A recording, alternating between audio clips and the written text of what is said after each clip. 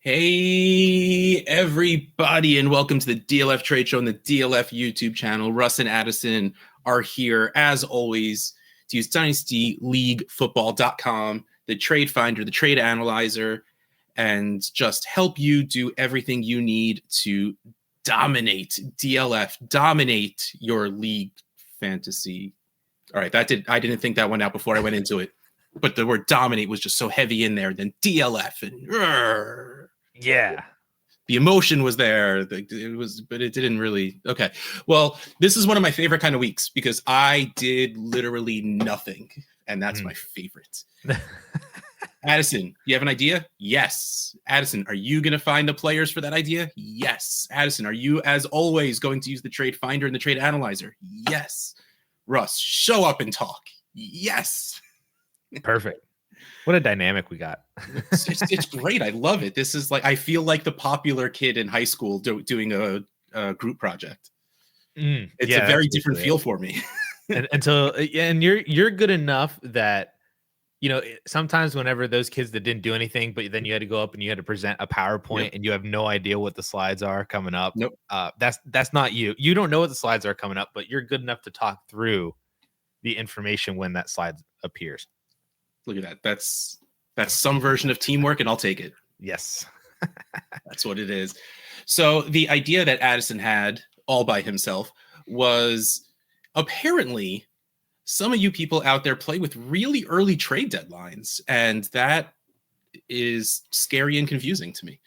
I guess whatever makes you happy. Okay, so the real answer is play whatever makes you happy. If you want a trade deadline in week 10, sure. Well, technically 11 or 12, depending on, hopefully week 10 is passed. If it's week 11, it might be very late by the time you see this. Hopefully it's at least week 12.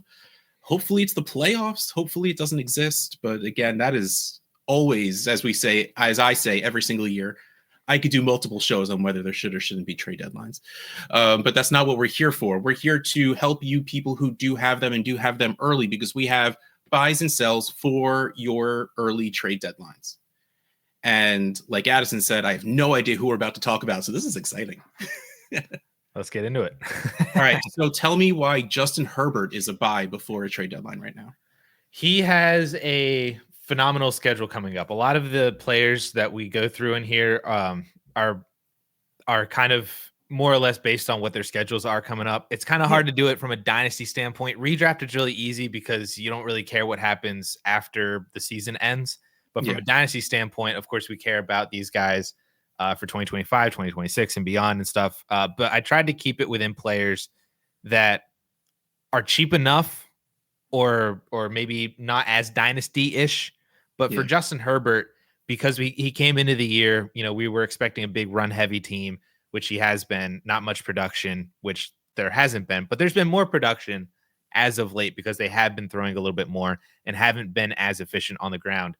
So that's a good thing for Justin Herbert. Obviously, from a dynasty standpoint, he's really young still, super talented. If that situation were to ever change and they were to go back to relying on him as more of like the focal point of the offense, that would be really good too, especially if they get more weapons in there. But then just from a 2024 view, his schedule for the remainder of the year is 6 best at the quarterback position. Ooh, nice. Lots of green over the next few weeks.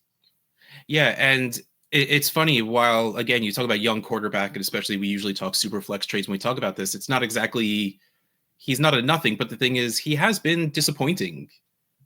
Not compared to what he has been in the past, he's been disappointing.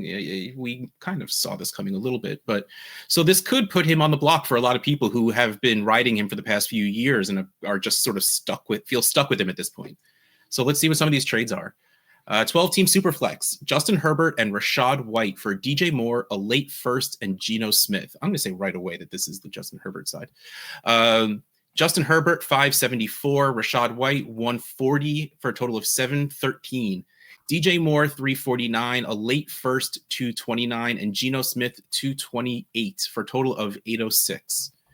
Now, the thing with this is there's a chance Geno Smith outscores Justin Herbert rest of season. Mm-hmm. But value-wise, because this is Dynasty, Herbert way outvalues Geno Smith, even if Geno Smith does outscore him. DJ Moore, maybe something good happens next year, but the rest of this year is out. I think we need Keenan Allen gone. I think we need them to draft every single offensive lineman in the upcoming draft just to be safe. A offensive coordinator that knows what the heck they're doing. That also will help. Hopefully a coaching change as well. Like, you need a lot for DJ Moore to happen. And Geno Smith he'll be fine. He'll always be fine until he loses his job to Sam Howell, because it'll just be fun. It's not going to happen, but I really want it to happen. I still want it to happen. Sam Howell's fun. I agree. But like, to me, this is the other side. You have a somewhat reliable running back too in Rachaad White, and you have Justin Herbert, who, like you said in the intro to this thing, the talent, the potential, and situations are malleable. They change, they can bend. And we even seen in this season that they're passing a little bit more because the run game isn't as efficient as it was before, though Gus Edwards is back. So that's going to change everything. True. That is true.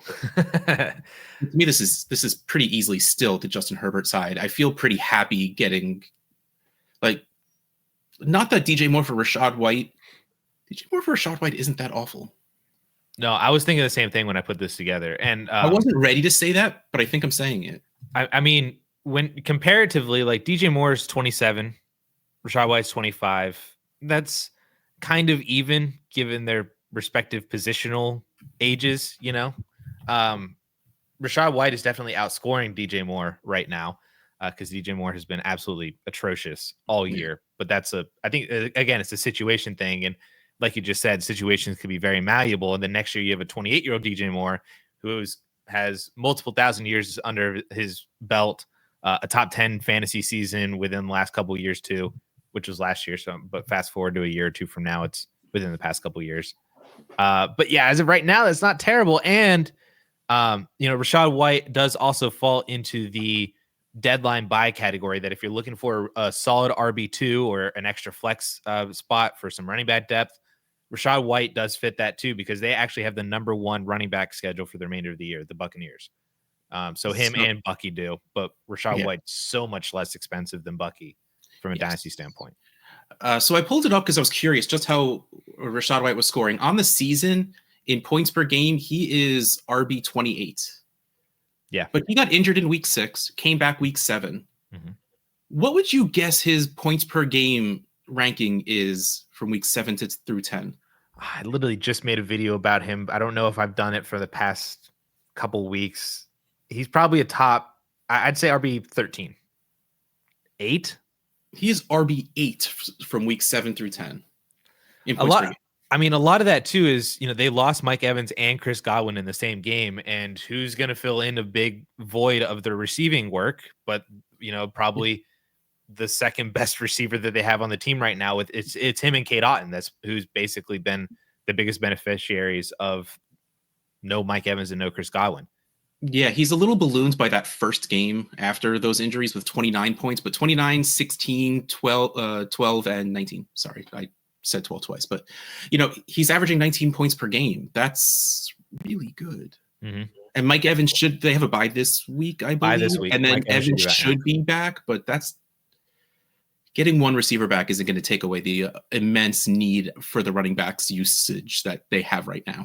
Yes. Yeah, exactly. Chris Godwin is still out for the year, so they're still going to have a void at receiver that Rachaad White can fill in nicely. All right, so I never let you say which side you picked. Oh, I'm taking Justin Herbert and Rachaad White. I agree. Like, we just went through talking about why Rachaad White was great, but I agree with you when you were talking about Justin Herbert at the very beginning. Like, Geno and Justin Herbert, from a production standpoint, might be pretty even for the remainder of the year. But from a dynasty standpoint, it's pretty easily the Justin Herbert side to be able to take. I mean, this is a late 25 first. I think he's in first or second place if I remember looking at this. So it's a late first.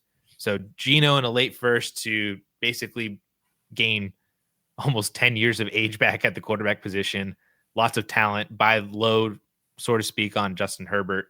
It's pretty easily the Justin Herbert and Rachaad White side. Yeah. Let's move to the next one even. Jahmyr Gibbs and Justin Herbert for Jordan Love and Jackson Smith and Jigba. Jahmyr Gibbs 650, Justin Herbert 574 for a total of 1224. Jordan Love, 727. Jackson Smith and Jigba, 327 for a total of 1054. So the analyzer has this pretty heavy in the favor of the Justin Herbert, Jahmyr Gibbs side. Are you weirded out that Jordan Love has an interception, at least one interception every single game this season? Does he really? Every single game. That's cool, actually. At least one. Yes, he does. Yeah, at least one. He had 2 against Houston a couple weeks ago, and then he had the 3 interception game against the Packers in September. Yeah, so he does that a lot, but like he's not getting pulled or anything like. But it's just more of a what happens when those touchdowns don't show, because they are showing, and that's why his points still seem pretty high, which they are. Is he fancy Jameis Winston? Yeah, I mean, he's a gunslinger. He's Brett Favre. He's Aaron Rodgers, just not as talented. I think he's fancy Jameis Winston. I mean, part of like those interceptions. Yeah, I mean, he doesn't have the big arm that Jameis. Well, I guess Brett Favre like sneezed and accidentally threw the ball 80 yards, but like, but yeah, fancy Jameis Winston. Except he doesn't. He throws the touchdowns to cover, but like Jameis Winston, when he was just hucking and chucking, was like QB1, QB2. Yeah, but I mean, Jordan Love was very productive as well. He hasn't thrown a touchdown in the past 2 weeks. But prior to that point, I mean, he was producing as like a top 3 quarterback as well. He's in points per game right now. He's a QB 10, but up until the past couple weeks, from weeks 1 through 7, he was the QB 4. Okay, fair enough.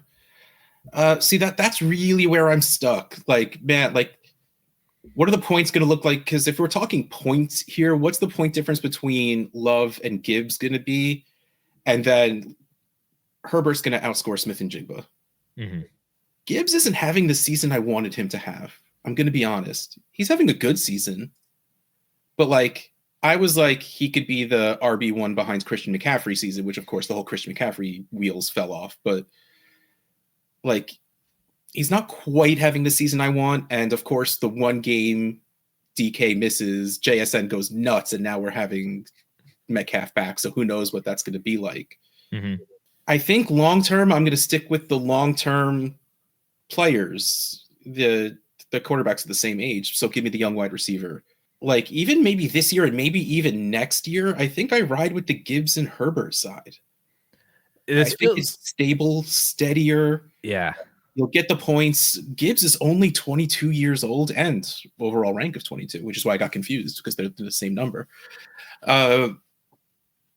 Yeah, I think I'm siding with the Herbert and Gibbs side for like now, and maybe even like next year, like a competing versus non-competing conversation, maybe, which is what these trades have to be, right? You know, Mm-hmm. For someone to sell their points, they need to not want points, or, you know, to help someone else win, they need to help themselves lose. Like, I don't think you're really, really, really hurting yourself this too badly in this trade. Like, there might be a week or two where Love and JSN outscore Gibbs and Herbert. Mm-hmm. But overall, I just think the points are heavily on the Gibbs and Herbert side. Yeah, this feels like one of those deals that I'd probably just keep whatever side I already had.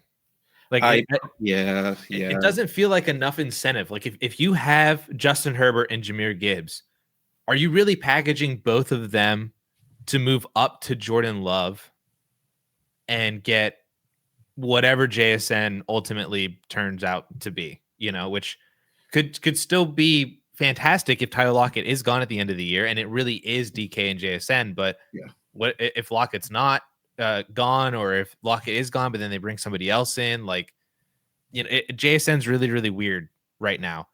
But if you have Jordan Love and JSN, are you dropping that far down from Love to Herbert in terms of dynasty value and production just to get Jahmyr Gibbs, who, yeah, like you said, like, I feel like Jahmyr Gibbs' season has been overinflated a little bit this year. Like, he's the RB5 on the season in total points. He's the RB 4 in points per game, but he's not all that much different than Alvin Kamara, Kyron Williams, Bijan Robinson, Kenneth Walker. Like, those are RBs 5 through 8. They're all averaging less than a fantasy point per game behind him. Yeah, he's fine. He's been very consistent. He had one great game with 28 points, but other than that, 19-16, 19-16, 16-13, 19-19, 16. Yeah. It's all in that range. It's so David Montgomery's not doing anything drastically different than him either. He just doesn't have the receiving ability that Jahmyr Gibbs has, but David Montgomery's scoring. So Yeah.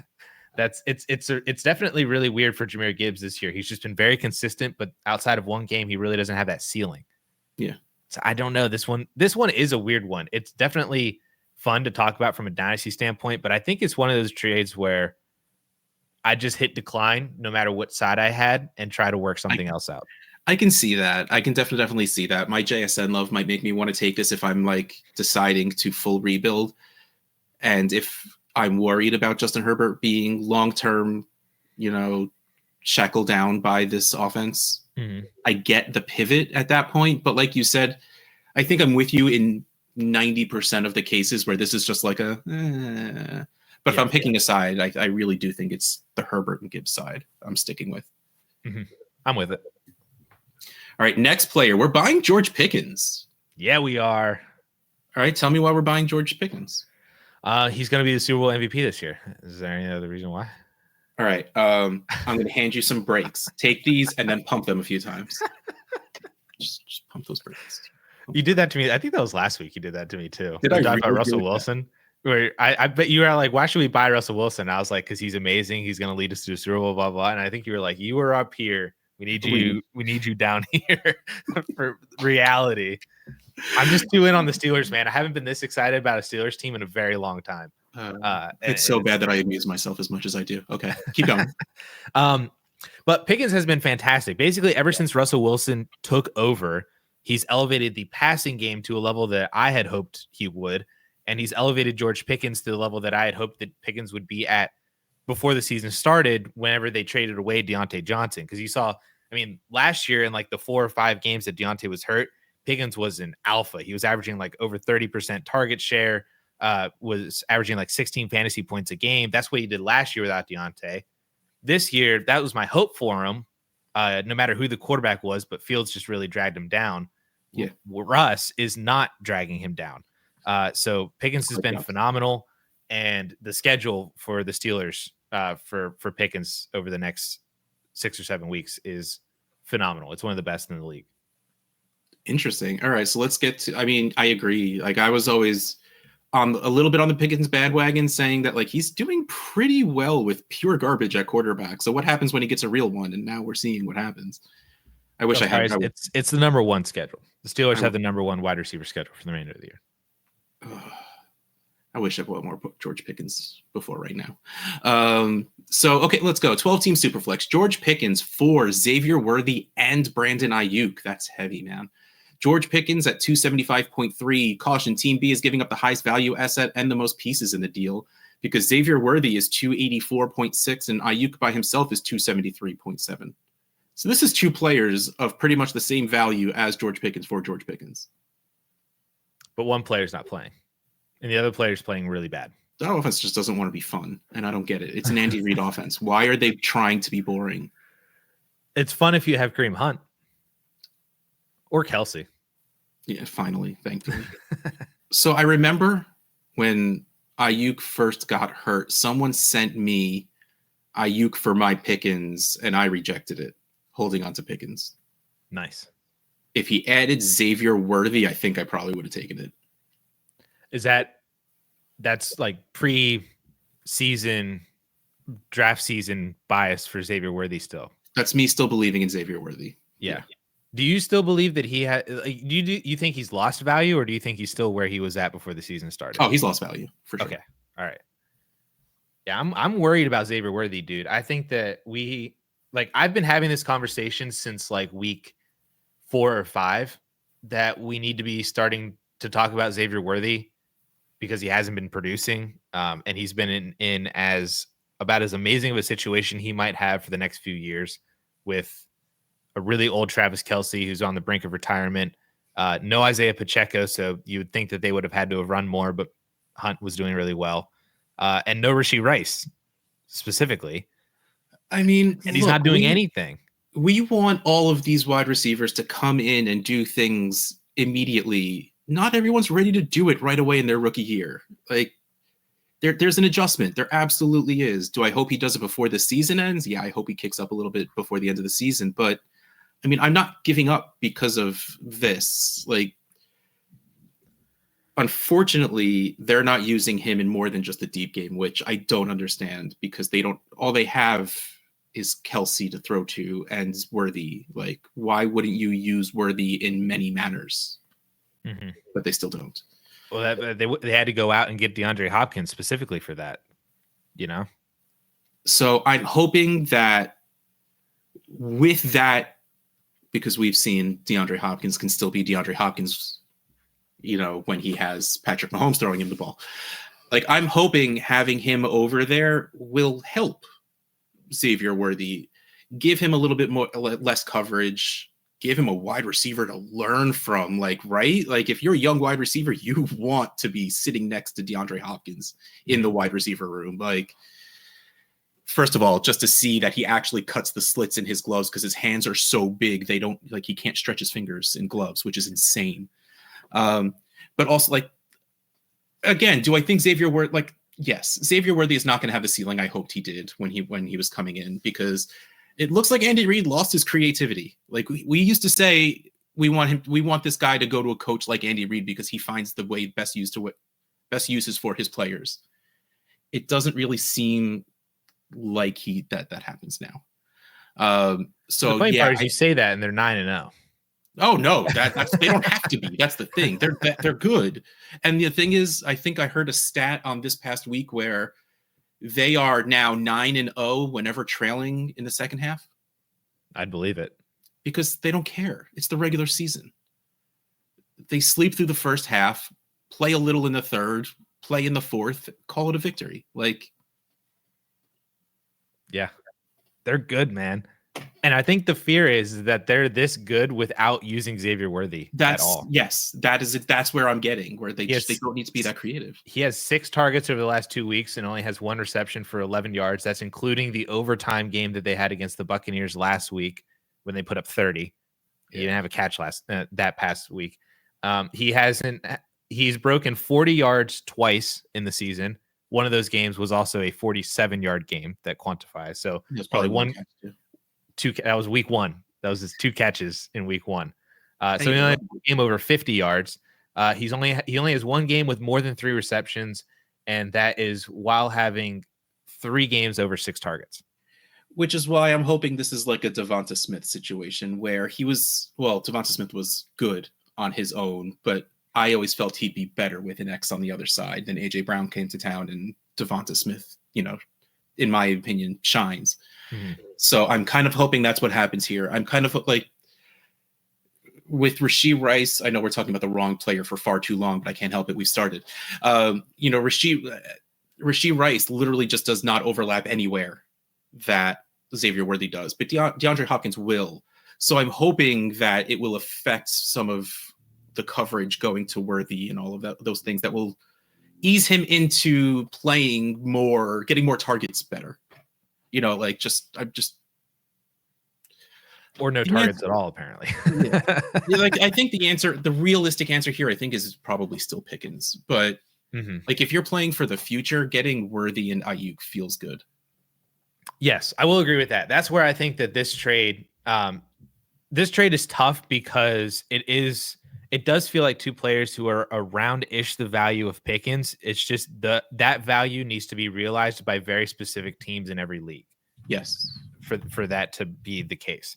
But I think if you're competing, I think trading away Brandon Ayuk and Xavier Worthy and going to get Pickens is a great deal as a contender, because you aren't getting any points from Ayuk at all, and you're realistically not really getting any points from Xavier Worthy either. And if he's a guy that you're like throwing in your lineup, being like, this is the week, he's killing you.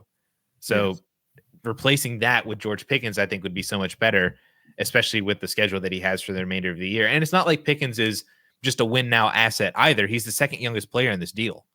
So, and he's not much more older than Xavier Worthy. So I think that this is a great deal. I think as a contender to go buy George Pickens. Ayuk for Pickens was one of the most popular trade swaps. Basically like the core of a lot of trades over the past 3 or 4 weeks has been Ayuk and something for Pickens and something, or Ayuk and something for Pickens.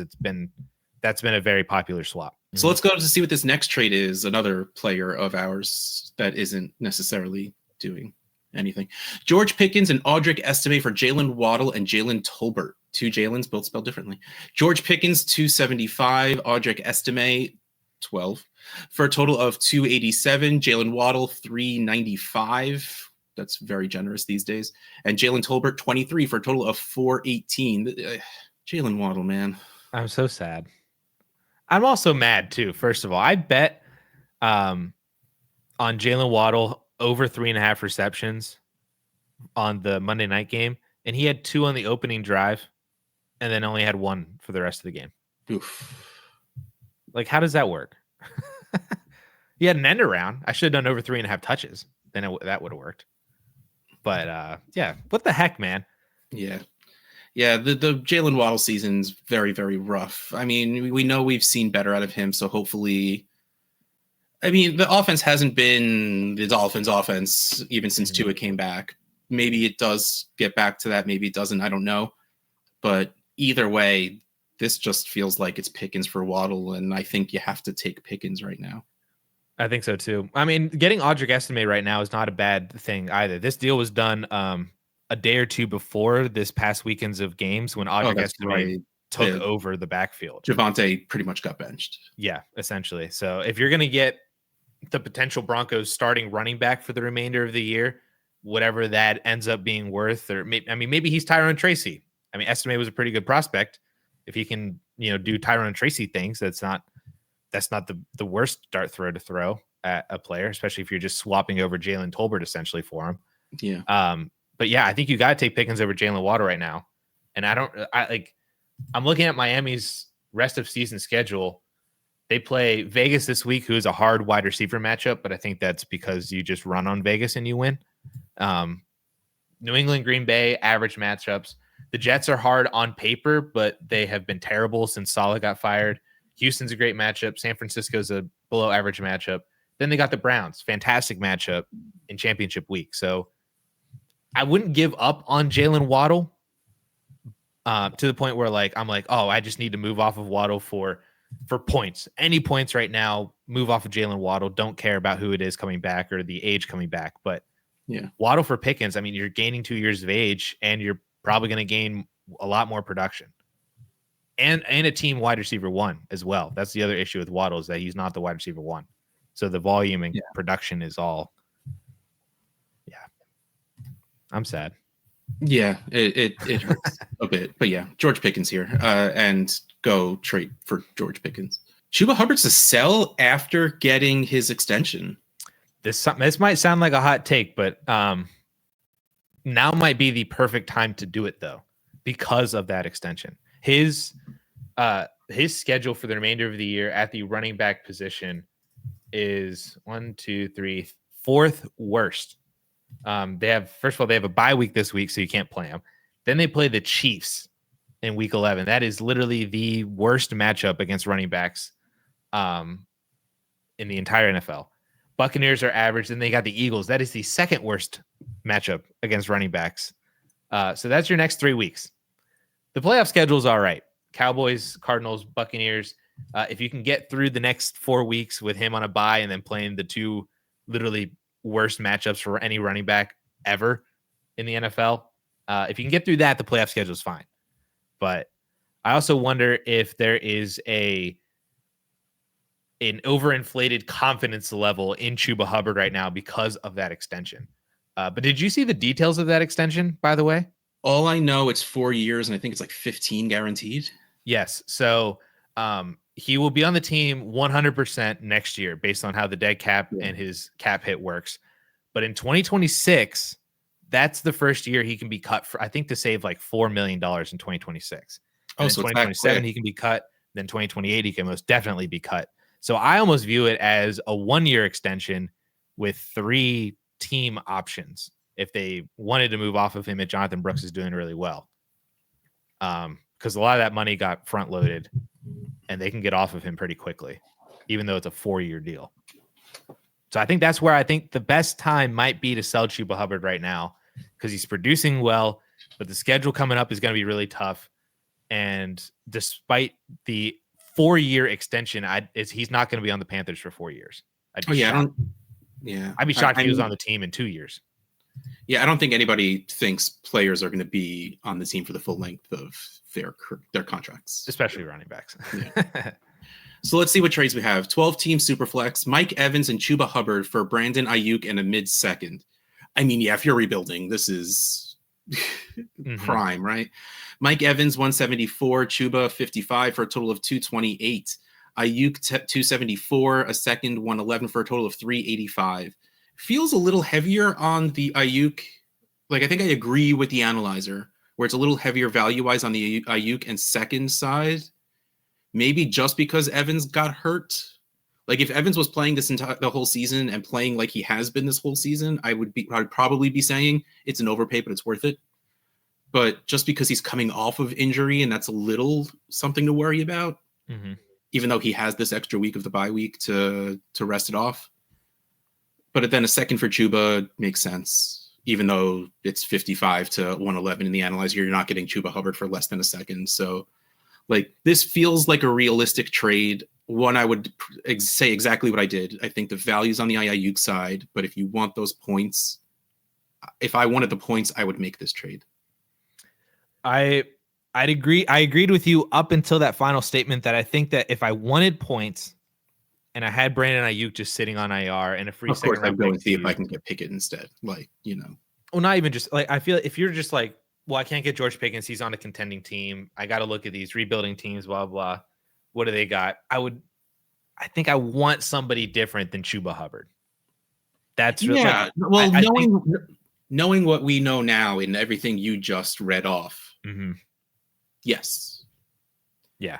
But if we're just talking like the production we've seen and the production that we assume because of the extension and all of that. Now, don't get me wrong. I do think Jonathan Brooks is going to come back. I think he'll play this year, and I think he's probably overall better at the position than Chuba Hubbard is. But I also do think that there's no reason for them to start giving him too much work in a pretty much lost season. Right. So, like, I don't think this goes much beyond a 50-50 split either way, like, at worst this season. So, like, I still think Chuba gets his work. If you are in the camp of, I don't care about the matchup, the Panthers, no matter how bad they are, seem to run the ball really well, then I get it. But you laid out a very good reason to sell Chuba. Yeah. I think it's as much as he might be a guy that you look to sell if you already have Chuba, as it is if you are needing extra running back depth and you think Chuba might be one of the guys that you go target, then I'd probably shift you away from trying to buy Chuba Hubbard as well. Like I said, the playoff schedule, weeks 15, 16, 17, very fine. It's a very average schedule, if not even slightly above average, because the Cowboys matchup is going to be pretty good. But like the next 4 weeks, he might be unplayable. I mean, he's literally unplayable this week. But the Chiefs and Eagles matchups, he might be actually unplayable. Or if you played him, he might really hurt your lineup. And those are like prime weeks to try to make it into the playoffs. That if you can't afford that loss, that might be rough. So selling Chuba now or not going after him as a trade target is, I think that's my advice right now. Next trade, Chuba for a 2027 first. I'm assuming still 12-team Superflex. Chuba, 54.5, or only one, might as well say it. 27 first, 160.3. You can get any first for Chuba. You take the first. You don't give a first for Chuba. I don't care what first it is. So funny you mentioned that. I cheated slightly in this deal because the trade analyzer does not have 2028 first round picks. Why are you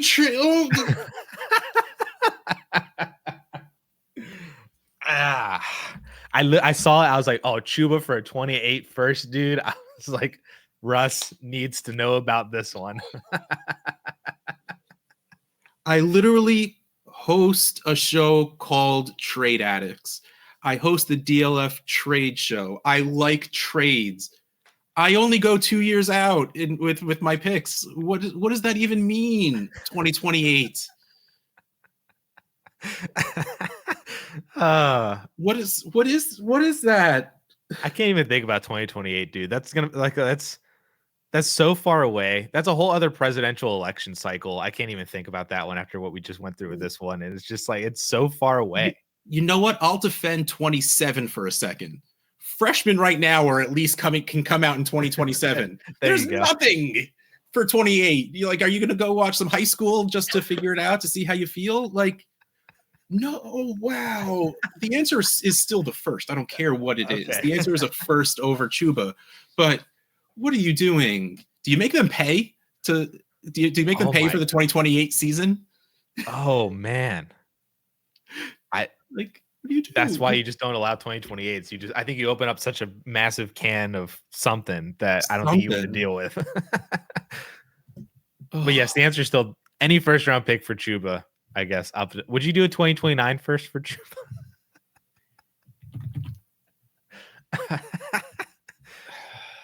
All right, this one makes sense, but it hurts. Why are we selling CeeDee Lamb? Yeah, this one. I mean, we all saw the reason why we want to sell CeeDee Lamb on Sunday. It's so sad. But the issue is that his schedule isn't even bad. This is the one on here where like this is not schedule related whatsoever. But the vibes around CeeDee Lamb right now are just so bad. I've gotten a ton of questions about what do we do with CeeDee in Dynasty? Who do I pivot off of him to other contenders? Because I think people just see Tyreek Hill 2.0, and Tyreek wrecked people earlier in the year. And if that's going to happen again, but in like the most important time of year, it's rough. Yeah. And the thing with this, which is why I love that you put CD on here, is because these aren't going to really be off balance. This isn't going to be CeeDee Lamb for rookies or CeeDee Lamb for crusty old vets to score points. Like, he is such a valuable dynasty asset. It still needs to be a very valuable deal. Mm-hmm. Like, so I'm glad we're doing this, because I did get one in a rebuild. Someone offered me CeeDee Lamb for 3 of the firsts I have. I couldn't do it in general, just because my team was just so bad that I can't condense those picks. I need multiple pieces, and one of them was mine, which was the 101. I'm just like, no, I can't do it. I have Lamb on a contender, and I don't know what to do with him. I've been kind of in conversations with the guy who has Nico to try to do some sort of swap, but it feels so weird because he is super valuable to everybody, but he's slightly more valuable or slightly less valuable depending on which team you're talking to and what direction they're in for 2024. So let's go. Let's see what we have. 12-team Superflex, CeeDee Lamb and T. Higgins. Oh, come on now.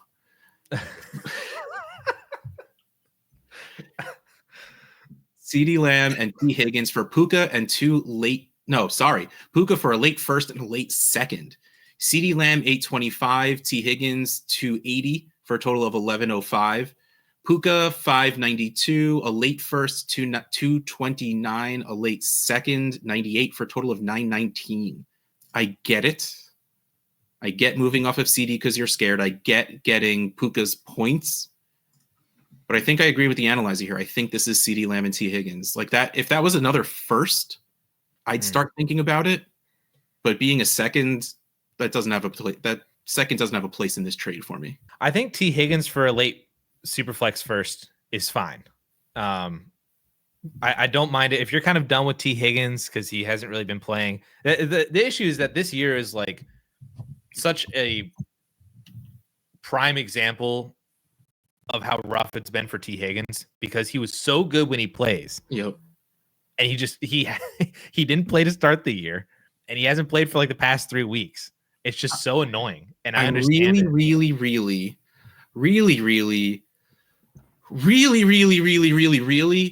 hoping he's just taking it easy because he's on the tag. Hopefully. Really.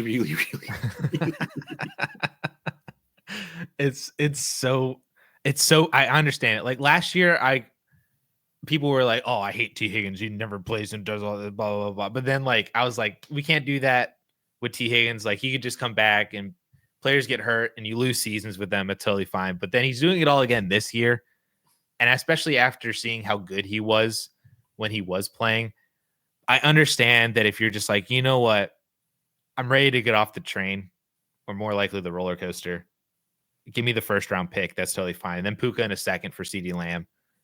I understand both of these sides. I think that if you're a middle of the pack team, I think this is a good example of, we talked about it. There's a couple examples in last week's show of like, how can you simultaneously rebuild and compete? I think this is a good trade for the CeeDee Lamb and T. Higgins side if you're like a middle of the pack team or a rebuilder, because you're getting what I view as the better side. CeeDee Lamb is very much a better player than Puka Nacua. And I think that the late first, if it's 111, 112, 211, 212, I would probably take T. Higgins over that pick in a vacuum, let alone you also get the increase from Puka to Lamb. So I think that works from that side. But if you're like a hardcore contender, I understand going from Lamb to Puka, and then you could probably do something with that first and second. And maybe you move that over to George Pickens. Maybe the other person doesn't want to do Higgins for Pickens, but they do it first for Pickens, or you could add to that and you can move up and get, maybe you can get DK Metcalf, maybe you can get Drake London or Garrett Wilson if you add something else to it too. And now your team's just that much better. You basically turn Lamb and Higgins into Puka and that other player. You know what I mean? Yeah, you're right. Like when you break it out the way you do, it does make a lot more sense. I think this is me not being in this situation in the real world. I think that's what it really is. Like, I don't think I even have any CeeDee Lamb shares to be in this situation, but I think if I were, I might be at this level and be willing to take Puka in a second for CeeDee, which also in my brain, I'm taking Higgins over the late first. So like it's a little back and forth on what it is, but it's closer than I thought it was when I first started. Let's move on to the next one because it's super confusing. CeeDee Lamb, Dak Prescott, and Steph Diggs for Amon-Ra St. Brown, Bo Nix, and Daniel Jones. So CeeDee Lamb and two players not playing for the rest of the season, and one of them is super old. So CeeDee Lamb coming in at 825, Dak Prescott 553, Stephon Diggs 115 for a total of 1492. For Amon-Ra St. Brown, Bo Nix, and Daniel Jones, the maybe starting Daniel Jones. 819 for Amon-Ra, 282 for Bo Nix, 74 for Daniel Jones for a total of 1174. So, I mean, this is going to be a little tough in an analyzer because, first of all, Dak Prescott just announced the season-ending surgery, and we at DLF have some things that need to catch up before values shifts like that really get caught up on. Right. I like what I'm seeing out of Bo Nix, by the way. Like this is one of those, like on a really bad team, he's still doing this well. Yeah. He's been pretty good. There's been there has been a noticeable improvement. Yes. Improvement from September to the last month-ish. Yeah. From to November, because that's what month we're in. Basically, I mean, it's like September was really rough, but then kind of like it was like week 5 or 6 up until now has been really good. Back, at the beginning of October through today, he's been very much improved. And like you said, with a bad team overall, like he has Courtland Sutton. Courtland Sutton's a pretty good wide receiver, but he is what he is right now. And then he doesn't really have anybody else outside of that. Troy Franklin has kind of not really been there. Marvin Mims is just not a thing. Yeah, it's sad. Like it's sad that like Devon Vele has been this involved. That's what they have to tell you. That's basically all you need to know about the Broncos' weapons. And Bo Nix has been succeeding despite a lot of that. Man, can we just cross off Diggs and Daniel Jones? Does that feel weird to say? Like, because both of them might be worth 0 next year. I think I would take Diggs over Daniel Jones because at least with Diggs, there is hope for the future. I think, at least from a production standpoint, that he could gain a little bit of value. Yeah, I think he could gain a little bit of value. Not really much, but he has a better opportunity, I think, than Daniel Jones, who I think everybody's basically just written off. And probably he can be on the field and put up fantasy points. Daniel Jones is a good path to the bench pretty soon. Yes. Yeah. This is one of those I get, even with Amon-Ra St. Brown not having, again, the season we want him to, which I feel like is something we said a lot this episode. he's still doing really well compared to other wide receivers. He's still like the wide receiver 4 to 6, but he's not really up there with the top wide receivers. He's wide receiver 6 in total points, wide receiver 8 in points per game. It's just because the Lions aren't passing enough for it to matter. Like, thankfully, whenever St. Brown has 2 catches, one of them's for a touchdown. I mean, that's literally what happened a couple weeks ago. He had 8.7 fantasy points and he caught a touchdown. Yeah. No, that was a very specific example. Yeah. Yeah. No. Yeah. He's had 18 plus points in 1, 2, 3, 4, 5, 6 of his 9 games played. Yeah, but he hasn't really. There's no spike weeks. There's no. Yeah, his highest on the year is 22.9 PPR, which is good. Again, he's doing well. It's not that he's doing bad. He's just, coming into the season, I had him as a top tier wide receiver, and he's not really playing like a top tier wide receiver. Consistent. He's doing well. Yes. Would you take that over CeeDee Lamb though? For the rest of the season, yeah, probably. Yeah, I absolutely would. See, I would do this. This is a trade that I think is fun for both sides because you're not hurting yourself either way. Mm-hmm. Like, yeah, you're not getting points out of CeeDee Lamb and Dak Prescott this season, but next season, Dak Prescott's going to come back and be fine. And I still believe he's better than what we've seen at the beginning of this year. And then you get CeeDee Lamb being CeeDee Lamb because he has a quarterback throwing him the ball. Next year, you have Bo Nix, who we hope keeps getting better, and you still have Amon-Ra St. Brown. Like, this is the kind of trade you do with CeeDee Lamb. You don't hurt yourself. You're not hurting your team at all on either side of this. I love this trade. Yeah, exactly. This is what I want to do with my one CeeDee Lamb contending team. Like I want, if I can move from Lamb to another top tier wide receiver like Amon-Ra, like Jamar Chase, like, add something to CeeDee Lamb to go get Justin Jefferson or something like that, or work out a bigger deal where you get Justin Jefferson coming back to you. But if you're able to move over to another elite wide receiver, you're not really losing anything from a dynasty perspective, and maybe you could build out the roster or build out the trade to further suit your contending needs or something like that too. Yeah, like Dak for Bo Nix. I feel like most people would have Bo Nix over Dak Prescott right now. For like he's competing. They're even enough to then give him. Yeah. Okay. Yeah. So really, all you're losing is you traded away Diggs for Daniel Jones. but I mean, you got an equal or even better producing wide receiver for the remainder of the year. You got a younger quarterback who's also producing. I think this is definitely a win for the CeeDee Lamb side if you're able to still do something like this. Yeah, for sure. There's no more scrolling. That's it. All right. Well, thank you, everyone. This has been the DLF Trade Show on the DLF YouTube channel. Russ Fisher, Dynasty Addison Hayes, Adam Hayes _. We'll catch you next time.